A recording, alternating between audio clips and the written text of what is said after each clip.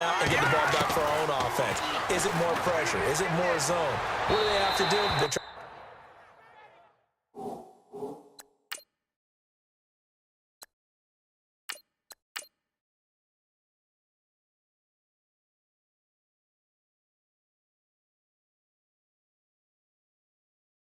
trying to figure that out themselves. We'll see if they can figure that out right here. Well, you've got a receiver here who's got one touchdown already in his first quarter, and they were trying to double his pleasure there, wanting to continue to go to the guys already gotten into the end zone. But good coverage to make sure that this time it fell incomplete. Now it's Watson. Flush to his right. Hard throw, incomplete.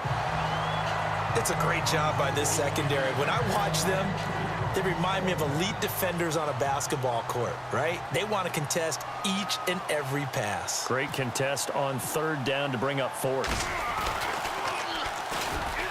He punted 4 times in the loss last week as he gets this one away here. The call for a fair catch, and it's made at about the 23-yard line.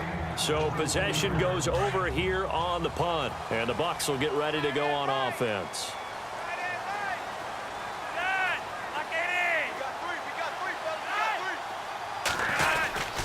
The drive will start with a carry by Devontae Freeman.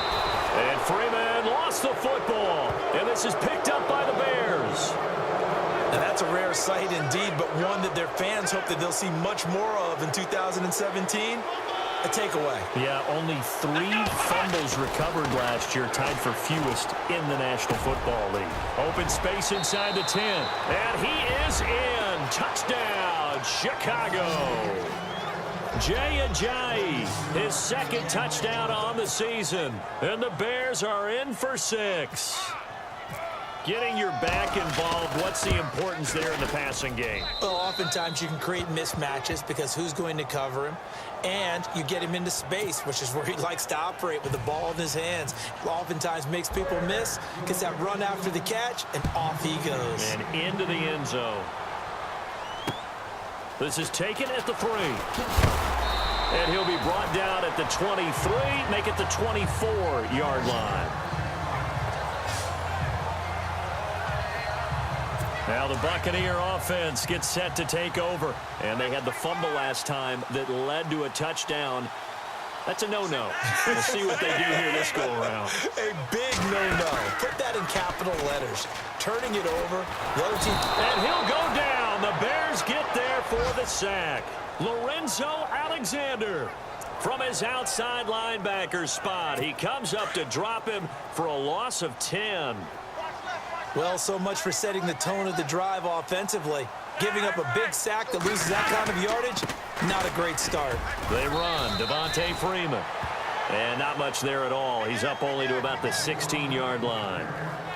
And they only get a yard back there. They'll be left with a 3rd down and long. We haven't seen much from him running the football here in this first quarter. No, you're right about that. We haven't seen much of him at all so far. They've stacked him up pretty well, but when you're trying to run the football, sometimes you got to play the long game. Keep handing it to him, and some of those runs that aren't working now, they turn into 6, 7, 8, and maybe more later on. On 4th down on is Dustin Colquitt to kick this away. Back deep, Jarvis Landry.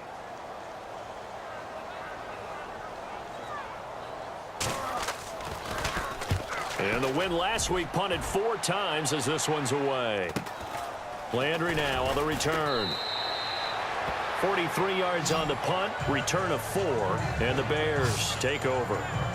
Now Deshaun Watson and his offense heading back out there. And what do you think's going through his head right now? Your team's winning, but you're not having your best game. That probably affects you even when your team is up. You don't want anyone else to know it, but I think you're right. It bothers a quarterback because they always want to be the one to lead their team to victory with their play as well as their words.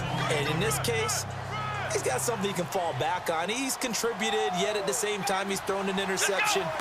Got to remember the bottom line, though. They're winning. So he knows if he plays better, they might be winning by more. And it's only the second quarter, so he's got some time. 12 yards there as they move the chains.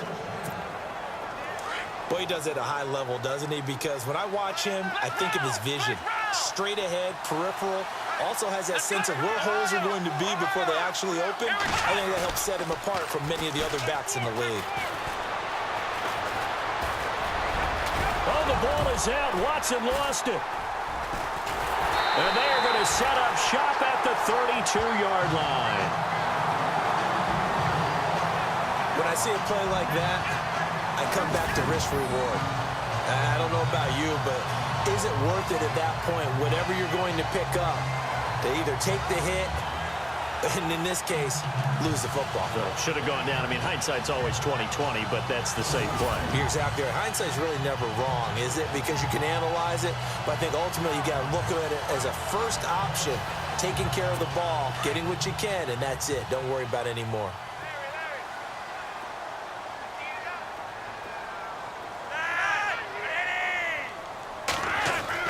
So the fumble recovery, now Flacco to throw. The Fasano here brings it in. Give him a couple on the catch. It's 2nd and 8. I know when you got a top tight end like this, you want to get him involved, but when you do, you're hoping for more than that. You certainly are. You've got to try and get him some space where he can make a play downfield, or at least an opportunity for some rack yardage, right? That run after catch. Under pressure, and Flacco's going to be dropped. Paul Warlow coming in from that outside linebacker spot to bury him for a loss of 7. Well, that play was the very definition of fast, quick, and in a hurry. Suddenly, he was there. Yeah, blink of an eye, that happened fast, and a big sack. On 3rd down, Devontae Freeman. And he's got room.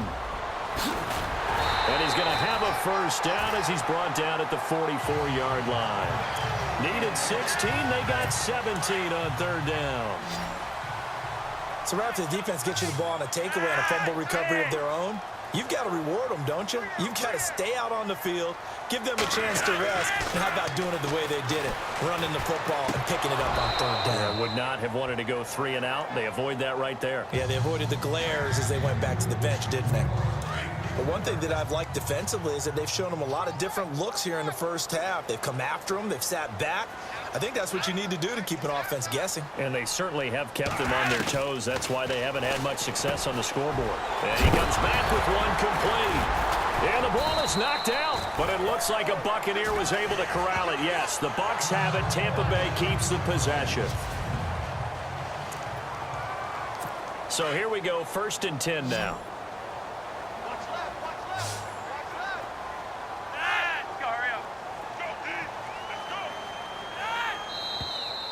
Now whistles here before the snap. Looked like one of the Bucs may have moved. False start, offense. That's going to set him back 5 yards.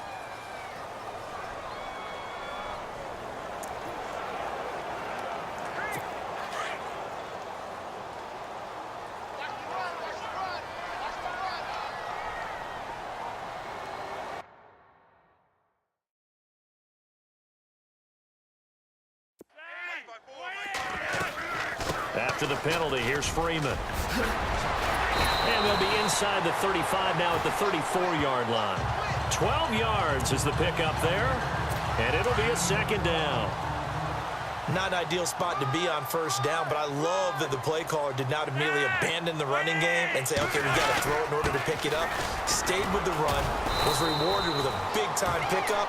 Now they're in 2nd and manageable. 2 yards on the carry there, and it's going to lead them to 3rd down. 2 minutes remain here in the first half. A reminder that coming up at halftime, we'll join Larry Ridley in Orlando. He'll have highlights and analysis of this first half of play. So we look forward to that. And I'm looking forward to some air conditioning. I bet you are. He needed a yard. That's what he got, and it's going to earn him a new set of downs. And they're on 3rd and short. They just tried to spread the field. It worked.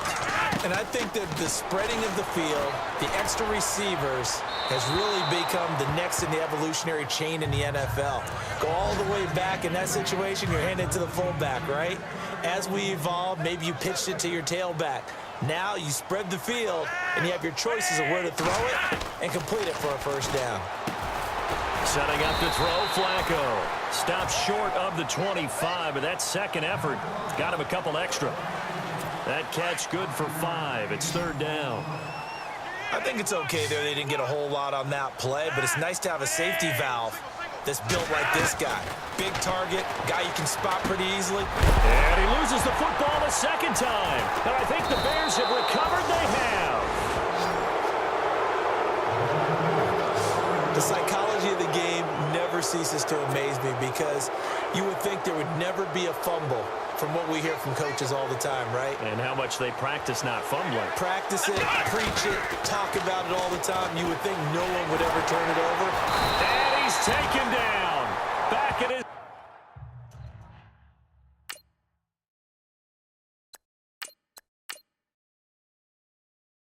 zone 7. Great job defensively. I think he was trying to go through his progressions, find someone to get rid of the football. Before he knew it, he was on his back. So that just brings us right back to what you said in the beginning. A great job defensively. Nowhere to go with the football. That led to the sack. He's going to wind up and air it out. So the long attempt falls innocently to the ground, and it brings up third.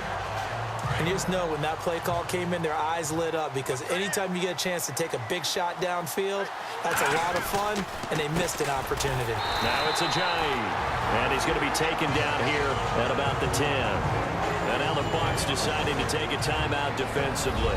It's just their first, so they'll have 2 remaining here before we get to halftime. Here's Tressway now. On for his second punt. He'd take a repeat of his first. And he gets this away, and look at this. This is a good one. And that will bounce out of bounds before they can get a return going.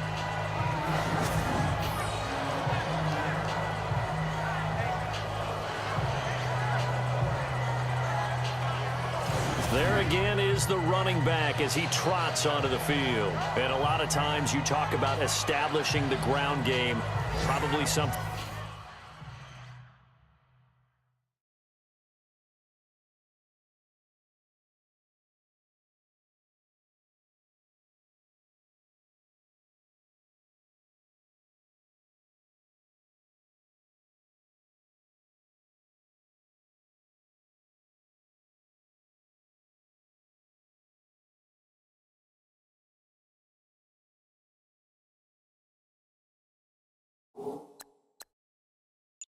They need to do more of here.